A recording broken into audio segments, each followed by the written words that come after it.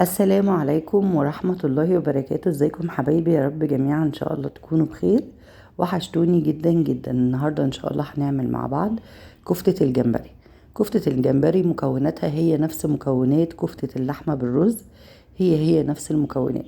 الاختلاف هنا ان احنا بنحط جمبري في المكونات، لكن في كفتة اللحمة بالرز بنحط لحمة مفرومة. النهارده كده هنعملها مع بعض وهنقليها وهنقوله ازاي ان هي ما تطلعش معاكي تفك في الصلصة خالص حتى لو باتت لتاني يوم. في طبعا بقى دي الكفتة اسمها الكفتة اللي هي بتتسرق اول باول كده من على البوتاجاز وانتي بتقليها.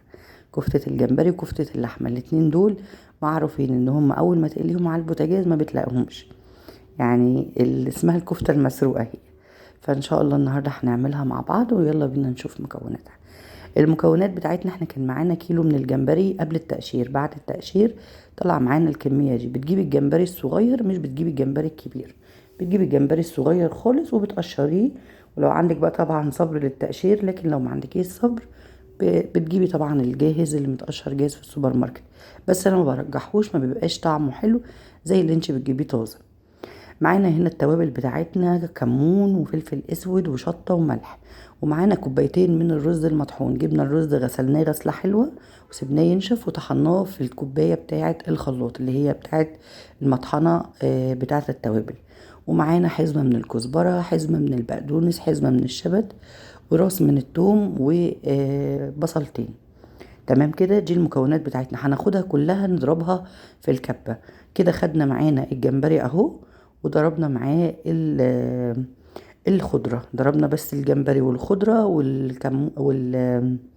التوم والبصل. تمام كده. بعد ما اتضربوا معانا واتهروا نزلنا عليهم بالتوابل.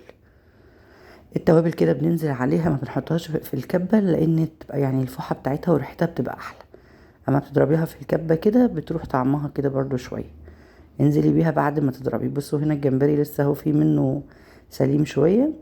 معانا بقى كوبايتين الرز هننزل بيهم شوية شوية ونشوف معانا الكمية بتاعتنا هتربط مع الكوبايتين الرز ولا هتاخد مننا كمية زيادة. دول كوبايتين كبار من الرز، المج الكبير بتاع الشاي بلبن او بتاع النسكافيه. تمام كده. نزلنا بقى بشوية شوية كده من الرز. اللي بيخلي كفتة الرز تفك منك ان انت بتحطي رز زيادة. الرز زيادة يخليها تفك منك ويخليها لما تيجي تحطيها في الصلصة تفك وتفرول منك. اظبطي كمية الرز على المقادير بتاعتك. يعني انت ممكن مثلا ايه تقولي انا احط كوبايتين الرز كلهم مرة واحدة. لا، انزلي بالرز واحدة واحدة. بصوا احنا نزلنا بيه واحدة واحدة، ولما لقيناه محتاج الكوبايتين كلهم ضفناهم. هي ماما عارفة ان هي بتحط على كيلو الجمبري بعد التقشير والتوابل اللي هي كمية البصل والثوم والخضار اللي هي حاطاه الخضرة، عارفة ان هي بتحط كوبايتين كبار من الرز. بس قالت برضو ان هي بتنزل بيهم واحدة واحدة. بس بقى كده ابتدى ان هو الرز يلم ويتشرب وكده ايه بقت خلاص تمام ان هي تجانست كلها في بعضها.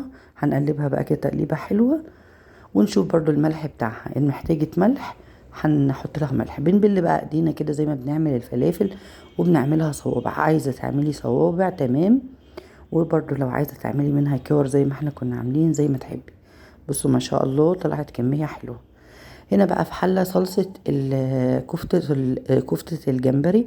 مش بنحط لها توم، بنكتفي بالتوم اللي موجود في العجينة بتاعتنا. بنجيب كده شوية من الزيت وبنضرب الطماطم في الخلاط ونصفيها.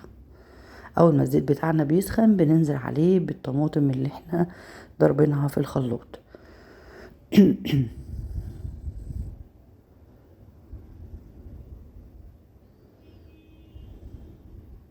هننزل بقى بالطماطم بتاعتنا كده وهنضيف التوابل بتاعتنا عبارة عن ملح وفلفل اسود بس. مش بنضيف للصلصة بتاعة الكفتة بتاعة الجمبري كمون نهائيا. احنا بنكتفي بالكمون اللي موجود في العجينة بتاعة الكفتة. نزلنا بقى بالطماطم وهنسيبها تتسبك، والتوابل بتاعتنا هتكون ملح وفلفل اسود فقط. وهنا ماما بتعمل صوابع الكفتة علشان تقليها، وهتعمل كمان منها كور زي ما انتوا شفتوها كده في بداية تقديم الفيديو. وفي الزيت بقى كده الزيت يسخن وهنقليها زي ما بتقلي الفلافل عادي خالص، وزي ما بتقلي كفتة اللحمة بالرز. حلوة جدا، لذيذة لذيذة يا جماعة، مش قادرة اوصف لكم بجد. احنا كنا بنسرقها من ماما وهي بتقليها على البوتاجاز. انا فاكرة الموضوع ده من واحنا صغيرين، ان احنا كنا دايما ماما كانت تعمل كفتة الجمبري او كفتة اللحمة، كنا نسرقها منها على ما تيجي تحطها في الصلصة تبص تلاقيها كشة النص، يعني تفضل بقى ايه، انتوا كلتوها وهي لسه، طب انا مش هعمل بقى الصلصة. فكنا دايما يعني فاكرين ذكريات الكفتة دي ان احنا بناكلها كده وهي لسه مقلية. بس كده الصلصة بتاعتنا كده اتسبكت، ونزلنا بالكفتة بتاعتنا، زودنا شوية طبعا مية للصلصة بعد ما اتسبكت، ونزلنا بالكفتة بتاعتنا، وهنضيف الملح والفلفل الاسود، نرشنا كده، احنا كنا طبعا ضايفين، ورشنا كده برضو شوية رشة فلفل اسود بتعمل ريحة حلوة قوي للصلصة بتاعتنا. وهنخلي الصلصة الكفتة بتاعتنا ما تاخدش في الصلصة اكتر من هما غلوتين 3 بالكتير قوي. طبعا يعني مش هنطول، وهنسيبها تاخد وتدي وكده.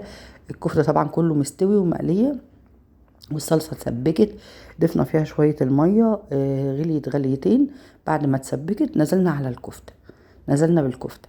هناخدها بقى غلوتين 3 كده ونطفي عليها البوتاجاز. بصوا اهو كده، انا ما فصلتش كده اهو، سايبه الفيديو معاكم لغايه ما تشوفوا. هنطفي بقى عليها بعد ما تاخد الكام غلوه وكام لفه دي كده في الصلصه.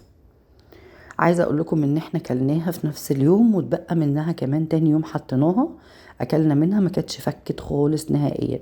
وده رجع لايه؟ رجع ان انت كميه الرز بتكوني حاطه الكميه المناسبه للخليط بتاعك.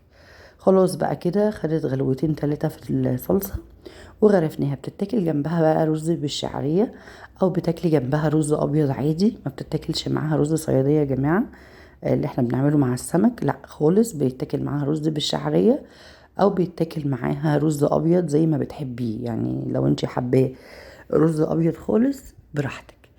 بصوا بقى الطبق اللي هو من غير صلصة ده، بجد ده بقى اللي هو بقى بيتنقنق كده وبيتاكل بقى على طول، ما بنلاقوهوش يعني، كله كده بيدخل عليه اول حاجة. كانت النهارده كفتة الجمبري بتاعتنا بكل سهولة، وكانت الطريقة طبعا زي ما انتوا شفتوا كده ما فيهاش اي حاجة. هتغسلي الرز بتاعك وتسيبيه ينشف، وتضربيه في الكوباية بتاعة الخلاط، المطحنة بتاعة التوابل، وتسيبيه.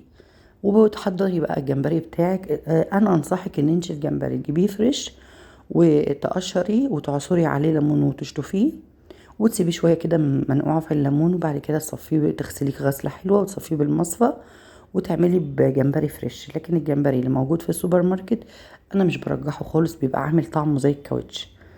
فخلي عندك بقى صبر كده، واقعدي قشري الجمبري مهما كان حجمه بقى صغير. عايزه بقى معاكي فلوس روحي هاتي الجمبري الكبير، بس في الكفته انا رجح الصغير. يا رب الفيديو بقى يعجبكم، وما تنسونيش بقى في لايك وشير وسبسكرايب للقناه. ولو اول مره تشوفيني فعلي الجرس علشان يوصلك كل جديد انا بنزله. بشكركم جدا جدا، والسلام عليكم ورحمه الله وبركاته.